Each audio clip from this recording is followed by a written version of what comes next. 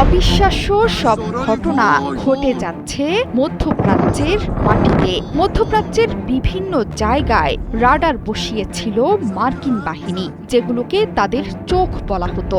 বাগদাদে মার্কিন সেই চোখের এমন দুরবস্থাই করেছে ইরানি বাহিনী। শক্তিশালী ড্রোন আর মিসাইলে রীতিমতো তুল কালাম অবস্থা লক্ষ্যবস্তুর। বার্তা সংস্থা রয়টার্স বলছে, এই হামলায় ধসে পড়েছে মার্কিন দূতাবাসের আকাশ প্রতিরক্ষা ব্যবস্থার একটি অংশ।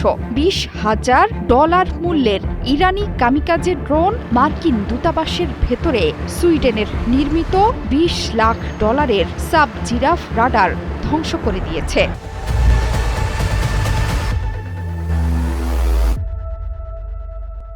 এর মাধ্যমে স্পষ্ট ইঙ্গিত মিলছে যে সস্তা ড্রোন হামলায় আধুনিক বিমান প্রতিরক্ষা ব্যবস্থা ধসে পড়ছে এক মুহূর্তে।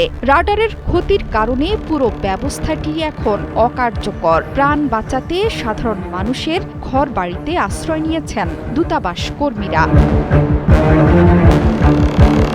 বাগদাদে মার্কিন দূতাবাসের রাডার হামলা, ড্রোন যুদ্ধে ব্যয়ের বড় ব্যবধান চোখে আঙ্গুল দিয়ে দেখিয়ে দিচ্ছে পশ্চিমাদের। বিশেষজ্ঞরা বলছেন, কম খরচের লটারিং গোলাবারুদ ধীরে ধীরে উচ্চ মূল্যের বিমান প্রতিরক্ষা সেন্সরকে হুমকির মুখে ফেলে দিচ্ছে। এর মাধ্যমে দুর্বল হয়ে পড়ছে পশ্চিমাদের প্রতিরক্ষা নেটওয়ার্কগুলো।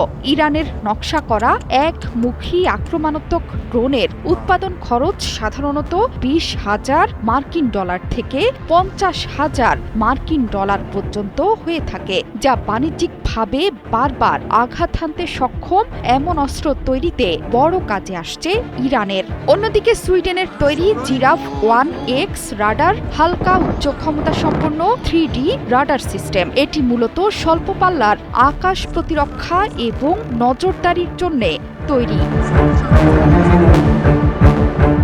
নিরাপত্তা কর্মকর্তারা বলছেন, মিসাইলটি বাগদাদের অত্যন্ত সুরক্ষিত গ্রিন জোনের ভেতরে মার্কিন দূতাবাসের সীমানায় আঘাত হানে। বিশেষ করে দূতাবাসের ভেতরে থাকা একটি হেলিপ্যাড লক্ষ্য করে এই হামলা চালানো হয়। হামলার পরপরই দূতাবাসের চত্বর থেকে আকাশে উঠতে দেখা গেছে কালো ধোঁয়ার কুণ্ডলী, যা এর মধ্যেই ছড়িয়ে পড়েছে সামাজিক যোগাযোগ মাধ্যমে। আল জাজিরা বলছে, ইরাকে ইরানের প্রক্সি বাহিনী আগে থেকেই মার্কিন স্থাপনায় হামলার হুমকি দিয়ে আসছিল। বিশেষ করে ইরানের প্রয়াত সর্বোচ্চ নেতা আয়াতুল্লাহ আলী খামেনিকে হত্যার প্রতিশোধে বিভিন্ন সংগঠনগুলো। গত শুক্রবারও ইরাকে থাকা ইরানের প্রক্সি বাহিনী বা প্রতিরোধ যোদ্ধারা ইরাকে থাকা মার্কিন কূটনৈতিক কর্মকর্তাদের খোঁজ দিতে পারলে $1 লাখ পুরস্কার ঘোষণা করেন। বর্তমানে নিরাপত্তার খাতিরে অনেকেই আশ্রয় নিয়েছেন সাধারণ মানুষের বাড়িতে। দূতাবাসে হামলার কিছুক্ষণ আগেই ইরাকের শক্তিশালী সংগঠনকে লক্ষ্য করে হামলা হয়েছিল। মনে করা হচ্ছে, সেই হামলার প্রতিশোধ নিতেই দূতাবাসে আঘাত হেনেছে প্রতিরোধ যোদ্ধারা। জোহরা চৌধুরী সেতু, ৭১।